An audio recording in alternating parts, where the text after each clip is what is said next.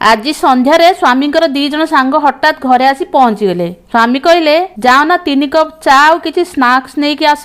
एते दिन पर मो सांग माने आछंती, टिके भलो कोन बनेइबो। देखिली फ्रिज रे बाइगण अछि, गोटे बड़ बाइगण को नहीं गली, ताकू पूरा लंबा लंबा करी काटी देली। बेसन हाफ कप नेली, ता सह 2 चामच चाउल गुंड नेली, ता भितरे हळदी गुंड लंका गुंड देई भलो भाबरे मिसे देली। लूण दे देली, ता सह अदा रसुन रो पेस्ट गोटे चामच देली। भलो भाबरे पानी देई गोटे घोल बनै देली। जुआनी हाफ चामच देली, ता सह मेथी पत्र हाफ चामच क्रश करके दे देली। सब को भलो भाबरे मिसे देली। बाइगण रे लंका गुंड हळदी गुंड लूण देई भलो भाबरे मिसे देली। नेली गोटे कप ब्रेड क्रम्स। प्रथमे बाइगण को नहीं बेसन रे डिप कर देली, तापरे ब्रेड क्रम्स रे भलो भाबरे कोट कर देली। तेल गरम होबा परे फ्लेम को हाई रखिकी सब को गोटे गोटे करी दे देली। पूरा क्रिस्पी करके छाणी देली। एठी बनी गला बाइगण रो फिंगर चिप्स। स्वामी को सांग माने खाई बहुत खुशी हे गले। से माने कहले पूरा मार्केट रो फिंगर चिप्स परी बनिची।